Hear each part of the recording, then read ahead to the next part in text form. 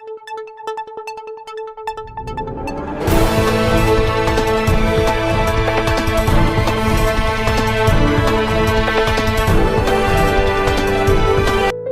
Video को like कर channel को सब्सक्राइब करें हमारे लेटेस्ट वीडियो सबसे पहले देखने के लिए। भारतीय बुलेटिन न्यूज और मैं हूं संजय कुमार। आज हमारे बीच है लोक जनशक्ति पार्टी रामविलास के राष्ट्रीय महासचिव शिव बहादुर पासवान जी। शिव बहादुर पासवान जी 274 बीकापुर विधानसभा अयोध्या से चुनाव लड़ने जा रहे हैं। अब हम इनसे बातचीत करेंगे और इनसे जानना चाहेंगे कि इनके क्या राजनीतिक मुद्दे हैं जिनको लेकर ये चुनाव मैदान में उतर रहे हैं। पासवान जी, बहुत बहुत स्वागत है हमारे चैनल भारतीय बुलेटिन न्यूज में। अब हम आपसे जानना चाहेंगे कि आप किन मुद्दों को लेकर चुनाव लड़ने जा रहे हैं।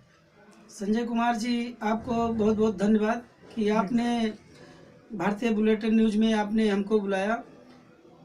पूछे आप क्या पूछना चाहते हैं। जी, मैंने आपसे सवाल किया था कि आपके क्या राजनीतिक मुद्दे हैं जिन मुद्दों को लेकर आप चुनाव में मैदान में उतरे हैं। देखिए, हमारा चुनावी मुद्दा विकास का है जी, बेरोजगारी का है जी, महंगाई का है जी, जो बेटियां महिलाएं लोग मारे पीटे जा रहे हैं उनके खिलाफ है जी, किसी कोई सता रहा है जुल्म अत्याचार के खिलाफ है जी, नौजवानों को रोजगार के लिए है। जी, तो ये सारे हमारे मुद्दे हैं। बिजली, पानी, सड़क, जो मूलभूत सुविधाएं लोगों को नहीं मिल पा रहा है उसके लिए है। जी।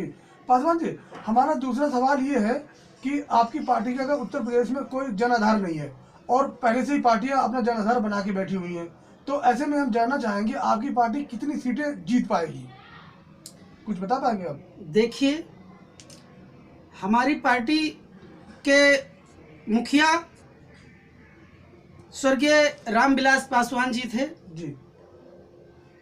हमारे नेता इस समय हम लोगों के बीच में नहीं है जी। आज आपको मैं बताना चाहता हूं कि माननीय स्वर्गीय रामविलास पासवान जी का नाम पूरे देश के अंदर में बच्चा बच्चा जानता है। जी, जी।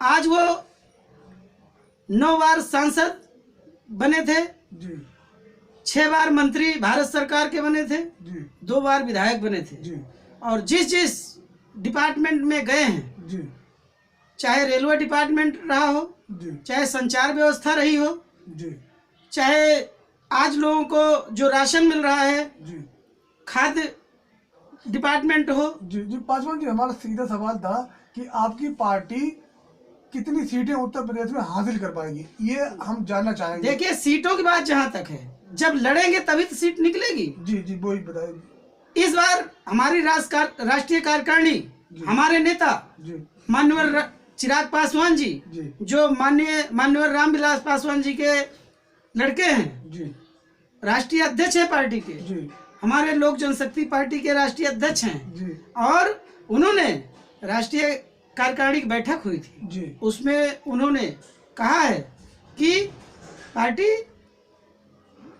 403 विधानसभा क्षेत्र में सारी सीटों पर लड़ाने का अच्छा, काम करेगी। आपकी पार्टी 403 सीटों पर चुनाव लड़ रही है, जो पूरी सीटें हैं उत्तर प्रदेश में। जी, पूरी सीटों पर चुनाव लड़ रही है। जी। आपका किसी के साथ गठबंधन हुआ है? नहीं, अभी गठबंधन नहीं हुआ है और अगर गठबंधन होता है तो, और नहीं होता है तो नहीं, अब तो गठबंधन का सवाल ही पैदा नहीं होता है। अब तो आचार संहिता लागू हो गई है, मतलब आपकी पार्टी 403 पूरी सीटों पर चुनाव लड़ रही है। ऐसा कुछ नहीं है, बात चल रही है अंदर से।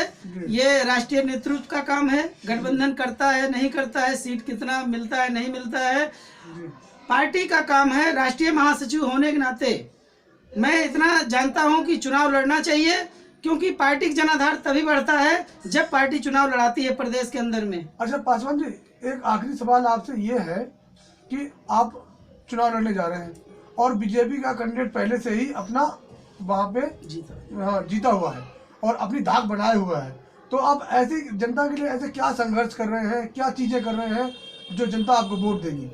देखिए, भारतीय जनता पार्टी का विधायक है वहाँ पे, लेकिन आज मैं पूरे क्षेत्र के लोगों को बताना चाहता हूँ आपके चैनल के माध्यम से, क्या उस भारतीय जनता पार्टी का जो विधायक है उसका चेहरा कोई देखा है?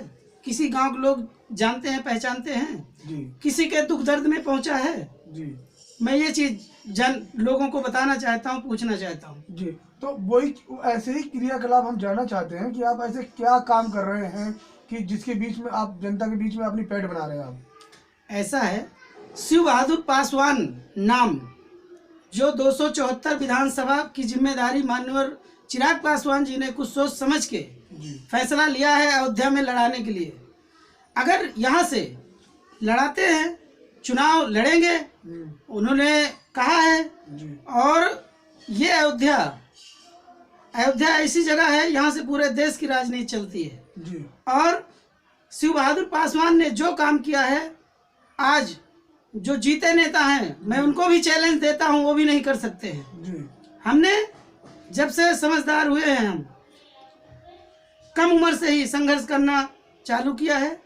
हमने अपने क्षेत्र के अंदर में तमाम लड़ाइयाँ लड़ी है, यहाँ तक कि हमने राजनीति अपने गांव से शुरुआत किया है। हमारे गांव में सारा गरीबों का आने जाने का रास्ता बंद कर दिया था, लेकिन किसने बंद कर दिया था? सामंतवादी ताकतों ने। अच्छा। लेकिन हमने उसके खिलाफ में लड़ाई लड़ा, अच्छा। मुकदमा लड़ा, जीता, संघर्ष किया। आज पूरा क्षेत्र जानता है। और आज आने जाने का रास्ता भी हुआ और सड़क भी हुई, बिजली भी लगी, पानी की भी सुविधाएं हुई। कोई भी सुविधा पाने के लिए संघर्ष करना पड़ता है। जी, आप देख रहे थे भारतीय बुलेटिन न्यूज। जुड़े रहिए हमारे साथ।